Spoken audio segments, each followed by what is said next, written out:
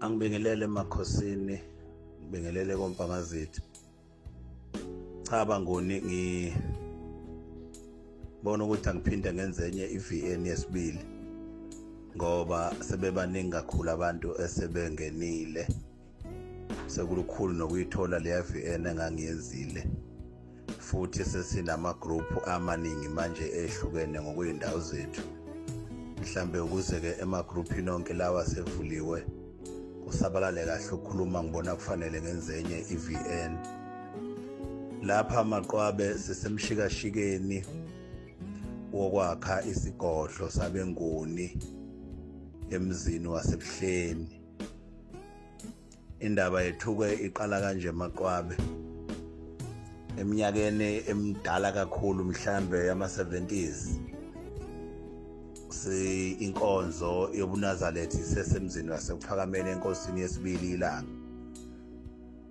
Uma besixoxela abadala bathi bahlangana nje esontweni oqwabe, abantu bakwaQwabe, abantu abathi uma eza umuntu wokuthi unguqwabe bavele bahlangane kube sengathi bayazana, abantu abanothando lokuthanda umuntu walesi sibongo.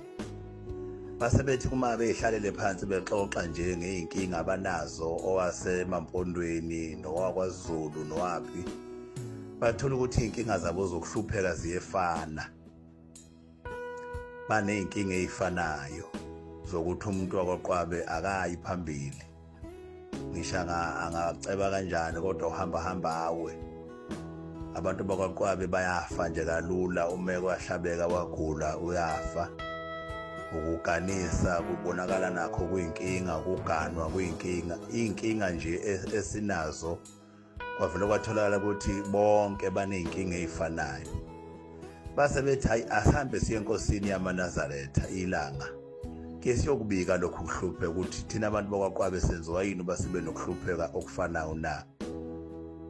Kuthiwa base beya-ke enkosini, yafika inkosi yakulalela ukukhuluma, yayisithi hambani niyolanda inkosi yakwaQwabe eMthandeni, ngeke ngininikeze impendulo ingekho yona. Kuthiwa-ke yayingekho ePhakameni.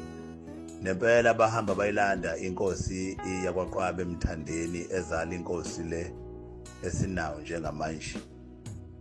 Ngicela ukuyibiza nje ngegama noma kungafanele ngoba umuntu omkhulu. Abadala-ke bayazi, ibibizwa ngokuthi uMagwazi, uyise wenkosi le esinayo njengamanje. Yayisilandwa-ke inkosi yakwaQwabe, isifike ePhakameni, sebeya nayo enkosini. Isifika-ke inkosi ithi Ngoni, kufike namba abantu bakho la bazokhuluma kanje. Uthi-ke ngithe ngeke ngibaphendule ungekho ngoba lokhu ukukhuluma kufuna wena. Uthi abantu bakwaQwabe babantu abakhulu ezulwini, futhi bangabantu bokuqala emhlabeni, bakanye nabantu bakwaZulu, futhi bona bangaphambili kwabantu bakwaZulu, uZulu ulandela bona. Abantu bakwaQwabe-ke ngesikhathi sezimpi kuliwa benza isinengiso kuNkulunkulu, babulala umlungu, baze bamosa bamudla, bathi inyamazane. Leyo nto yaba isinengiso uNkulunkulu ngoba abantu laba uNkulunkulu owaqala ngabo ukubakha. Kungakho-ke nibona izinto zenu engathi kayifuni nje ukucaca. Ninaleyo nsila ukuthi nizalwa abantu abenza isinengiso uNkulunkulu. Ayisebuza-ke la madoda nenkosi ukuthi pho nkosi yamakhosi, uma kunjalo siyogezwa ubani? Siyogezeka kanjani? Yayisithi-ke inkosi, kuyothi njalo uma ngiqeda ukuvala umhlangano kaJulayi, ebese nina abantu bakwaQwabe nazo zonke iy'bongo ey'ngena kuQwabe, namadodana namadodakazi, nabashana nabakhwenyana abaganwe kwaQwabe, nihlangane nithenge inkomo noma iy'nkomo njalo emva kwaJulayi. Isonto lokuqala uma ngivala uJulayi ngiyolinika nina kube yisonto lenu lokuba nezwe umkhosi wakwaQwabe lapha ekhaya ePhakameni. Niyowenza njalo ngonyaka lo mkhosi, mhlawumbe uNkulunkulu uyohamba azanikhumbuza. noma ngabe aninawo amandla enkomo niwenze noma ngembuzi kodwa ningalenzi iphuthu ukuthi kube khona unyaka eningekwenza ngalo lo mkhosi. Kuthiwa-ke nangampela inkosi yakwaQwabe-ke yaqala-ke ukuhlanganisa zonke lezi zibongo zakwaQwabe, oGumede, oKhuzwayo, oMakhanya, oMfeka. Ziningi nje-ke iy'bongo ey'ngena lapha, ezinye nami ngibuye ngingazazi, oMyaka. Yayisibahlanganisa-ke inkosi, sekuhlanganiswa-ke iy'nkomo. Kuthiwa-ke inkosi yasePhakameni-ke yakhomba indawo, yathi inkosi ngizokunikeza le ndawo, kwakhe khona indlu la uyoshisela khona impepho, kuyothi uma niqala lo mcimbi niphume niyoma lapha ngaphandle esangweni, nifike nihlabelele ihubo lakini kwaQwabe, ningene ngalo khona lapha ePhakameni. Ebese-ke uma seningenile nathandaza, inkosi iyongena kuleya ndlu enizoyakha, ebese inkosi ifike ishisa khona impepho, ikhulume nabakwaQwabe ukuthi nanku umsebenzi abenzelwa wona, bayagezwa lesi sisila nalensila abanayo. Nempela-ke kuthiwa kwaba njalo, yakhiwa indlu ePhakameni, waqalwa lo mkhosi. Yayisithi-ke isabatha lalo mkhosi kuyoba isabatha lakwaQwabe, inkonzo ngiyoyinikeza abakwaQwabe, ngakusasa ngibanikeza umgidi basine, ebese beqeda lapho sebehlala phansi-ke sebehla lezi inkomo zabo. Nangampela kuthiwa lelo sabatha lokuqala inkonzo ayingenanga ngoba inkosi yayingabonakali, ingekho isotho ngathi. Yathi inkosi yasePhakameni ngeke inkonzo ingene ngoba namhlanje isabatha ilakwaQwabe. Uma engakafiki inkosi yakwaQwabe ngeke lingene isabatha. Wazanya ukuba kuthunyelwe ukuthi inkosi ayiphuthume, nempela yafika inkosi yakwaQwabe, yayisinikezwa inkonzo. Kwasukela lapho-ke kwaba khona isabatha lakwaQwabe, kwaba khona umgidi wakwaQwabe. Okuhambe kuhamba-ke, uma kuhlukana umuzi wasePhakameni, kwangathi lo mcimbi uyaphela.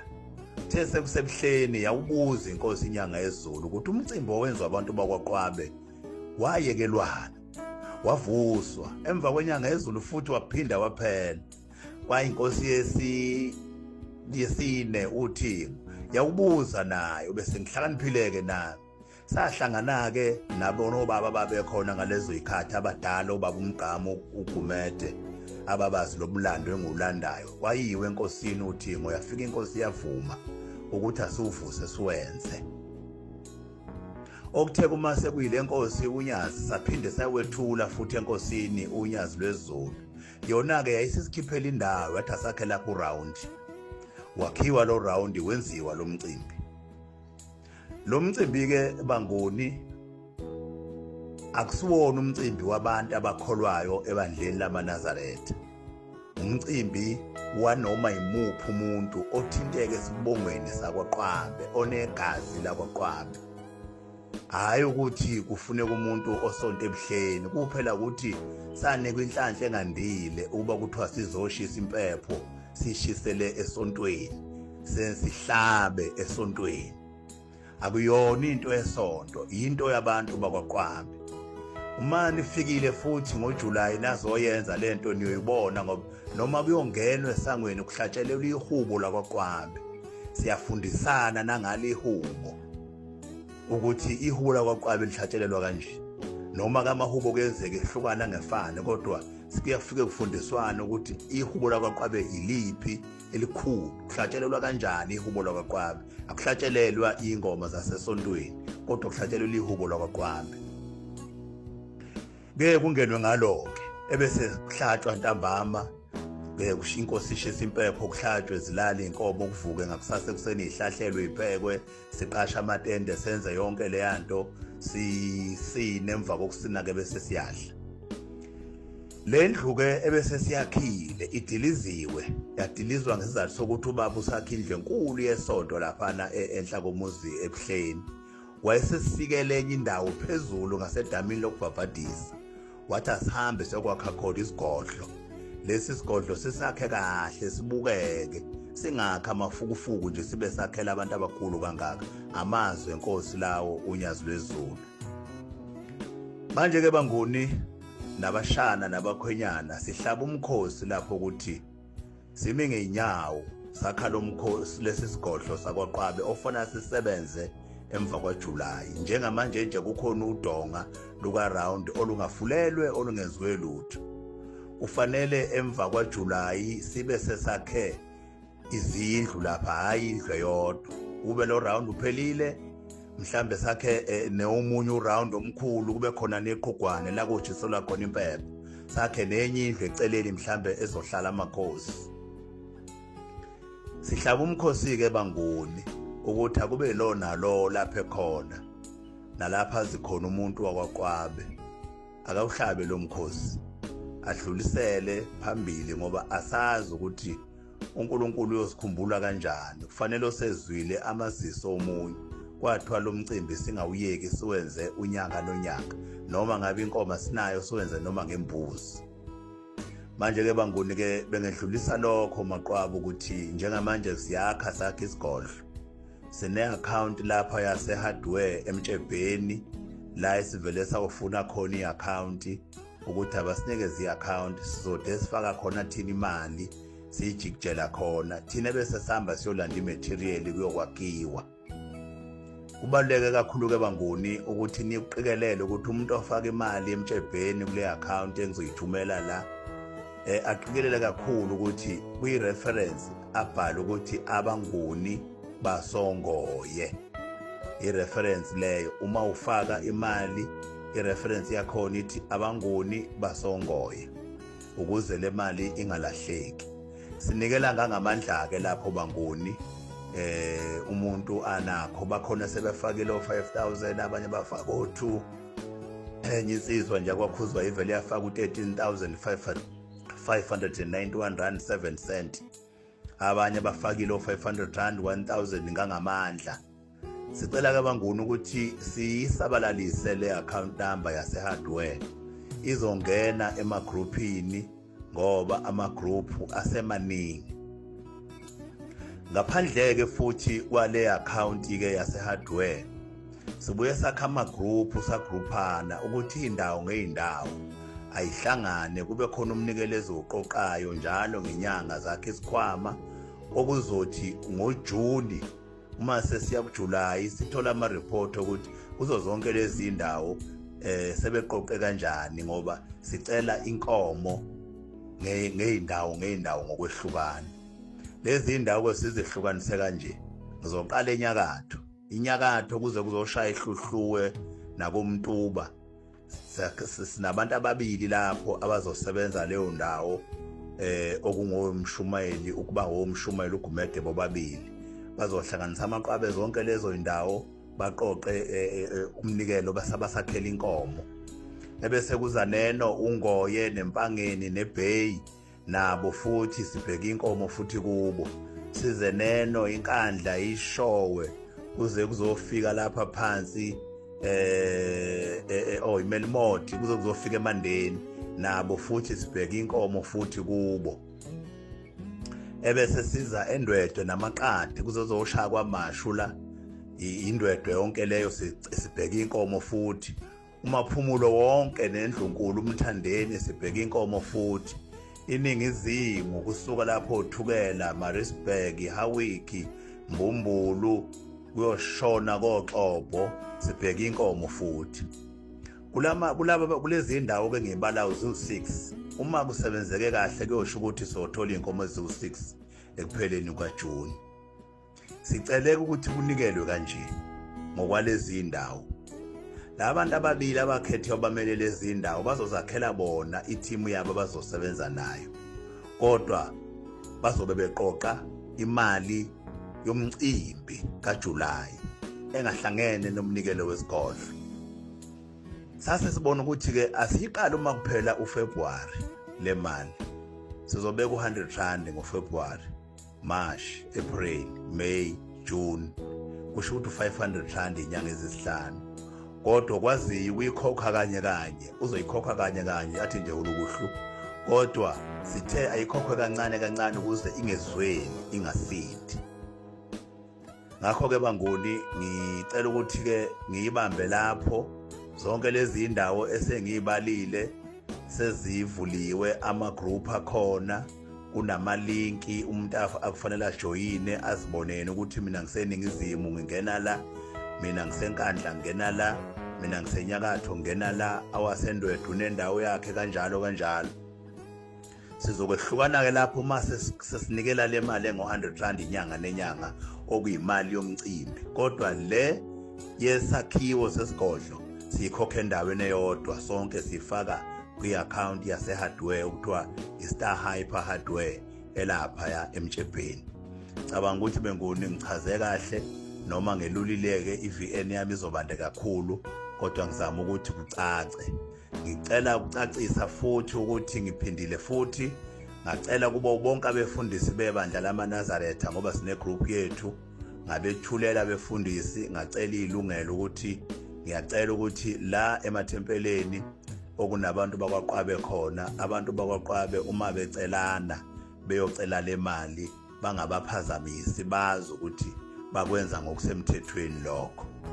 Sengigcina ke ngicela ukugcizelela futhi ukuthi kulama group esiwavulile asikhulume enye indaba ngaphandle yendaba esibongo sakwaQwabe.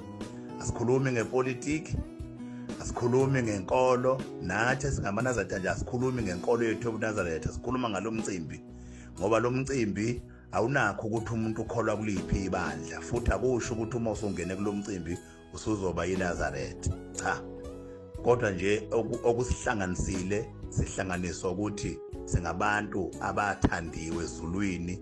uNkulunkulu wathi thina singabantu bokuqala abangoni. Ukuthi singabangoni lokhu kuthiwa kwakusho ukuthi abantu abangoni, kwathiwa ke singabengoni, kodwa umthetho wethu singabantu abangoni abangasenzi isono. Kusho ukuthi ke ngephutha ke lokhokho bethu ke bona kuNkulunkulu, kanti kwakuthiwa thina singabantu abangoni balenza ke iphutha bona kuNkulunkulu. Sifuna isipho ke ukuthi uNkulunkulu akabageze. Ngakho ke ngiyacela nje emagroupini ingafakwa indaba yepolitiki, ingafakwa futhi indaba yenkolo, singayiqhamisi indaba yenkolo ngoba kulomsebenzi esiwenzayo sinayiyoni, sinamaweseli, sinabapostoli, sinamaluthela, sinayo yonke inhlobo yomuntu ongamcabanga. Wonke umuntu wakwaQwabe wemukelekile, nabashana bakhona bemukelekile. Ukuthi umuntu wazaleka kanjani, ubaba wakhe akamkhokhelanga, kwenzekani, thina akasingeni kukho konke lokho, futhi akusona isono sakhe leso, as long as ezazi ukuthi unegazi lakwaQwabe. Lokho esikwenza la kuyamdinga. Thina okwethu ukugonana, sifudumezane, no uyibona ngathi yena ubengenasihlobo, azi ukuthi sikhona thina singabakwaQwabe, sikhona sizihlobo zakhe, angabikho umuntu ozozizwa engathi kakhona ekhaya futhi azizwena ebandlululeka. Kubaluleke kakhulu lokho bangoni. Ngiyabonga.